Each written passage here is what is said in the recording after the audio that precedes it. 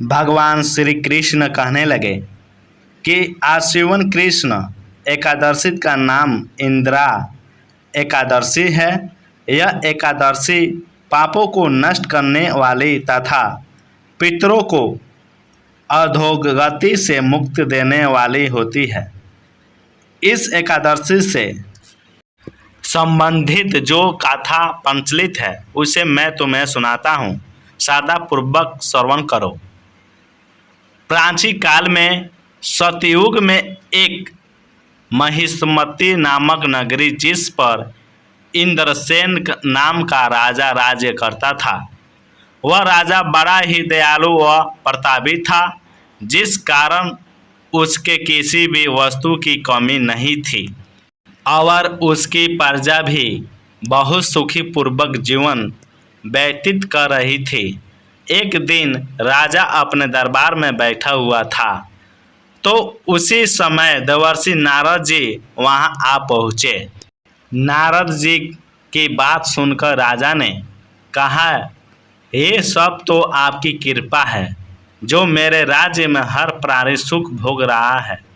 इसके बाद राजा इंद्रसेन ने महर्षि नारद जी से आने का कारण पूछा और कहा कि मैं आपकी क्या सेवा करूं जिससे आप प्रसन्न हो जाएं। राजा की बात सुनकर नारद जी बोले, हे राजन, मैं एक बार यमलोक गया तो देखा कि तुम्हारे पिता भी वहां बैठे हुए थे। हे राजा, तुम्हारे पिता भी तुम्हारी तरह भी बड़े ज्ञानी धर्मात्मा थे, किंतु एकादशी का व्रत नहीं करने के कारण मरने के बाद वो यमलोक में गए, जिस कारण वो बहुत दुखी हैं। उन्होंने तुम्हारे लिए एक संदेश भेजा है। राजा ने पूछा, वह क्या संदेश है? देवर्षि कृपया करके मुझे बताएं। आपके पिता ने कहा है, देवर्षि, आप मेरे पुत्र इंद्रसेन को इस समय पृथ्वी पर महिष्मती नामक नगरी का राजा है, उसके पास जाना और कहना कि मैंने पूर्व जन्म में कुछ बुरे कर्म किए हैं जिससे मुझे यह लोक मिला है। यदि मेरा पुत्र मेरे लिए आश्विन महीन की कृष्ण पक्ष में आने वाली इंदिरा एकादशी का व्रत पूरे विधि विधान व श्रद्धापूर्वक करेगा तो मुझे इस लोक से मुक्ति मिल जाएगी, जिसके बाद मैं स्वर्ग लोक में वास करूंगा।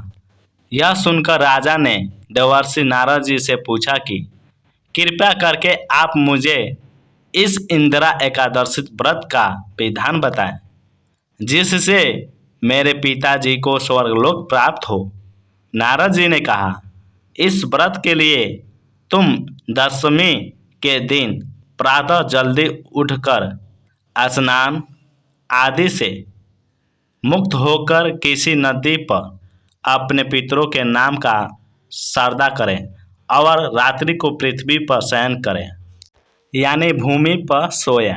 जिसके बाद एकादशी वाले दिन प्रातःकाल जल्दी उठकर सूर्य भगवान को पानी चढ़ाने के एक लोटे में जल, धूप, दीप, पुष्प आदि डालकर भगवान विष्णु जी को चढ़ाएं और इस व्रत का संकल्प लें, मैं आज पूरे दिन व्रत का निर्वाहन करूंगा और सभी भोगों का त्याग करूंगा। इंदिरा एकादशी व्रत की सभी विधि बताकर नारद जी वहां से चले गए और कुछ दिनों के बाद इंदिरा एकादशी आई। राजा ने इस एकादशी का व्रत किया और पूरे विधि विधानों से श्रद्धा भाव से पूजा अर्चना करी और अपने पिता के नाम का साधन किया तथा दूसरे दिन ब्राह्मणों का भोजन करवाकर दान दक्षिण देकर उन्हें विदा किया। उसके बाद स्वयं ने भोजन किया।